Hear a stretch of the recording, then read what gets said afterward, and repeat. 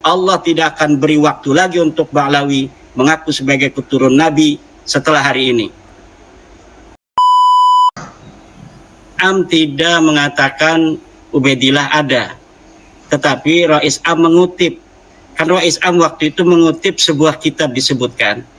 Kitab itu namanya Al-Ghurar, karya Ali Khirid Ba'alawi. Ada kitabnya.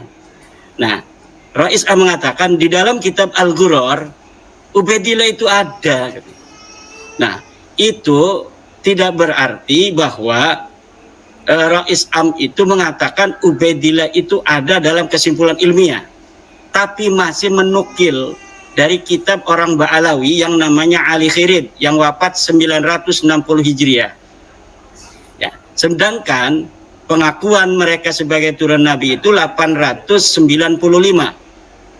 Hanya sekitar 65 tahun sejak kitab pertama itu dikarang, kreasi nasab Ba'alawi itu dibangun.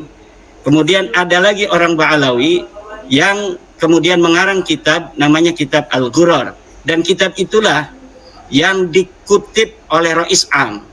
Dalam tradisi NU kan ada sebagian yang mengatakan kalau ada sebuah narasi proposisi dalam sebuah kitab yang mu'tabarah, itu bisa kitab itu dijadikan pegangan. Itu sebenarnya bukan di dalam bab nasab ya, tetapi dalam pemikiran, dalam teologis, dalam saintifik gitu. Tapi kalau dalam nasab itu adalah tidak bisa dilepaskan dari ilmu sejarah. Ilmu sejarah itu haruslah logis dan verifikatif. Nah, ketika sudah logis, maka kita verifikasi. Betulkah berita yang ada di dalam kitab Al-Ghurar ini? Kitab Al-Ghurar yang dikarang 960 Hijriah kemudian mengkhabarkan sebuah peristiwa sejarah tentang sosok namanya Ubaid yang ada di tahun 383 Hijriah.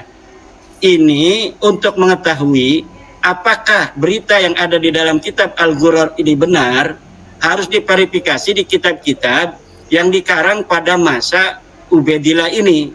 Dan saya telah mengkajinya dari mulai hari wafatnya Ubaidillah 383, setelah itu sampai pengakuan tahun 895 Hijriah, itu ada banyak kitab baik nasab dan sejarah yang ditulis, dan tidak ada satupun yang menyebutkan seorang yang namanya Ubaidillah, baik dia sebagai anak Ahmad bin Isa maupun hanya ketokohannya dalam sejarah, misalnya di dalam ilmu pengetahuan yang semacam seperti apa yang telah disebutkan oleh kitab-kitab Ba'lawi di masa kemudian, bahwa dia seorang mujtahid, dia seorang ulama besar, dia seorang guru dari Syekhul Islam dan sebagainya.